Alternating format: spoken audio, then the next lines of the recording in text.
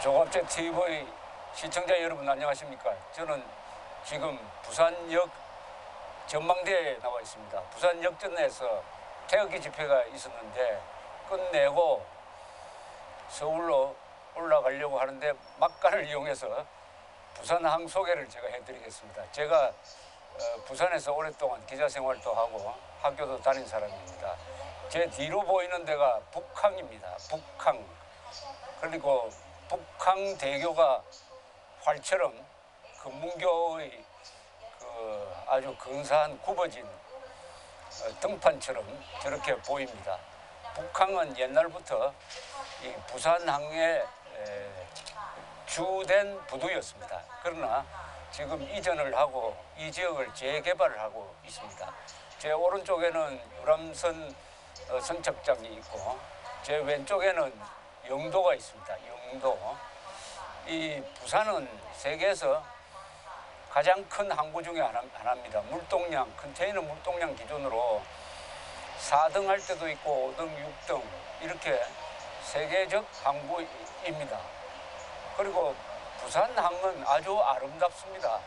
제가 해외여행을 많이 하는 편인데 아름다운 항구를 많이 다녔습니다. 뭐 나폴리, 시드니, 밴쿠버 등등. 그런데 부산만큼 아름다운 항구가 없다는 생각이 점점 들었습니다. 이 부산에는 큰 항구가 남항, 북항 등등 여러 개 있고 해운대와 같은 모래사장, 근산 백사장도 있고 또 태종대 같은 기암절벽도 있고 이 가까운데 산이 많습니다. 특히 금정산 같은 아주 800m급의 높은 산도 있고 무엇보다도 낙동강 하구가 있습니다. 낙동강 하구에 가면 얼쑥도라는 데가 있습니다. 아주 그 낙조가 근사합니다. 그래서 강, 산, 절벽, 아름다운 해안 그리고 거대한 항구가 어우러져 있습니다. 그리고 최근에 이 부산시장을 맡았던 분들이 이 부산을 잘 가꾸었습니다. 다리로 연결을 합니다. 저 해운대에서 광안대교, 여기 북항대교를 넘어가면은 저기 또 자갈치 시장을 오른쪽으로 보면서 건너뛰는 남항대교 등등 다리로 쭉 연결되면 가덕도 이 거제까지 7개의 다리로 연결이 됩니다.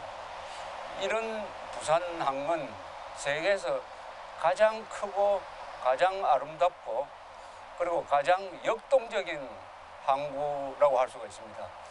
지금 대통령 선거 후보 3사람이 있습니다. 유력 후보. 여기 안철수, 문재인 이 2사람 다 부산 출신입니다. 그리고 홍준표 씨는 경남 출신이고 이 경남 부산 사람들이 흔히 기가 좀 세다고 그럽니다. 이 부산은 그 역사 속에서 대외적 창구이므로 여러 사건과 연관이 되고 있습니다. 특히 1592년 도요토미 히데요시가 보내는 15만 명의 외병이 상륙한 데가 바로 여기입니다. 바로 여기. 그때 우리 의병이 일어나고 관군은 도망가고 그러나 의병이 일어나고 수군이 이순신의 지도하에 버티고 그리고 외교를 잘해서 명군이 개입을 하는 바람에 우리가 망하지 않고 세계 최강의 일본군을 싸워서 이겨낸 데가 그 출발점이 바로 여기입니다. 동래성이 있었습니다만 그래서 송상현 동래 부사가 끝까지 싸우면서 전사를 했습니다. 그때 외병이 항복하라고 했지만은 이렇게 이야기했습니다. 길을 빌려주는 것은 어렵고 죽는 것은 쉽다 해서 분전을 하다가 장렬하게 죽은 충렬사라는 또 유적도 있습니다.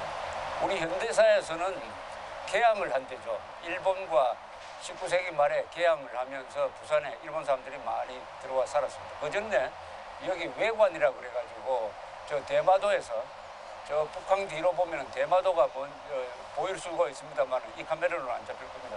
한 40km 떨어져 있으니까. 대마도는 사실은 이 부산에 종속된 지역이라고 볼 수가 있습니다. 그리고 무엇보다도 우리가 기억하는 것은 6.25 때죠. 6.25 때 부산 교두보를 우리가 지켜냈습니다. 워크라인이라고 그래가지고 낙동강 정선과 부산 항 사이를 부산 교두보라고 했습니다. 그 다음에 산업화의 기지였습니다. 부산을 통해서 우리가 수출, 수입, 당시는 무역 입국 시대였으니까 부산이 바로 그 창고 역할을 했습니다. 그래서 부산을 중심으로 신발 공장, 섬유 공장 등등 많이 생겨가지고 한때 우리나라 수출의 한 20~30%를 이 부산항이 담당했던 시절이 있었습니다. 그리고 1960년 3월 15일 날 마산에서 부정선거를 규탄하는 소위 마산의거가 일어났는데 이게 곧 부산으로 번졌습니다. 일종의 부마 사태죠. 그게 나중에 4월 달에 가면은 서울로 번져가지고 4.19가 일어나고 위대한 건국 대통령이 4월 26일 날 하야할 때 이때 또 중요한 역할을 했습니다. 이 민주화 운동의 산실이라고도 볼 수가 있습니다. 부산이 1979년 10월 26일 그게 박정희 대통령 시해 사건으로 알려져 있는데 그 열흘 전에 부마 사태가 여기서 일어났습니다. 부산의 학생들 그리고 마산으로 또 뛰어가지고 이 소요를 김재규는 밀란이라고 규정을 하고 박정희 대통령을 시해하는 하나의 동기가 여기서 일어났습니다. 이 부산 마산 사람들은 아주 성격이 급하고 정의감이 강하고 해가지고 행동이 빠릅니다. 요새 태극기 집회 하기 위해서 전국을 돌아다녀 보면은 부산 마산 분들의 집회가 가장 힘이 있고 절도가 있다는 것을 느낄 때가 있습니다. 1980년대 전두환 정권 시절에도 부산에서 큰 시위가 결정적 시위가 있었습니다. 그게 1987년 6월 18일 시위인데 그때 전두환 정부는 계엄령을 펼까 하는 생각까지 했습니다. 그러나 계엄령을 펴서는 서울올림픽도 할 수 없다. 이래서 타협적으로 나온 게 6.29 선언이죠. 6.29 선언이 한국이 피를 흘리지 않고 민주화로 가는 바로 그 계기를 만든 것도 6월 18일 시위였습니다. 이 부산 사람들은 흔히 전국에서 투표를 가장 잘한다는 말을 듣습니다. 아주 균형 잡힌 투표를 합니다. 어느 한쪽으로 몰아주지 않고 상당히 정의감이 있고 균형 감각이 있는 투표를 한다는 소문이 부산에서 났는데 그 부산의 요새 여론조사 지지율을 보면은 문재인, 안철수 두 사람이 서로 각축하고 있습니다. 아마 이번 대선의 승부도 이 부산에서 나지 않을까 이런 생각을 합니다. 저는 고향은 경상북도 청송이지만 부산에서 학교를 나오고 첫 기자 생활을 부산에서 했습니다. 그래서 부산 사람들한테 특별한 존경심과 애착 같은 것을 가지고 있습니다. 이번에도 부산 사람들이 선택을 잘 해가지고 우리나라를 지키는 오늘 이 태극기 집회의 모토는 종북 반대 단일화, 반종북 단일화였습니다. 종북 세력이 집권하는 것을 막기 위해서는 후보도 단일화를 하면 좋겠지만 그게 안 되면 유권자가 우선 단일화를 해야 된다. 국민들이 단일화해야 한다. 지금 트럼프라는 우락부락한 대통령을 만나서 우리가 김정은 정권을 끝장내고 핵 문제를 해결할 수 있는 찬스가 왔는데 이때 그 사람하고 협조할 수 있는 대통령이 나와야지 김정은을 보호하고 김정은을 추종하는 세력이 집권한다는 것은 국제정세 속에서 우리가 거스르고 말하자면 반대세죠. 대세가 흘러가는 것을 거스르는 그런 세력을 우리가 정권을 맡겨서는 안 되겠다. 그런 뜻으로 이런 태극기 집회가 있었습니다. 거기서 뭉치자, 싸우자, 이기자 하는 구호를 외쳤습니다. 여기에 저는 하나 더 보태자고 했어요. 뭉치자, 싸우자, 알리자, 이기자.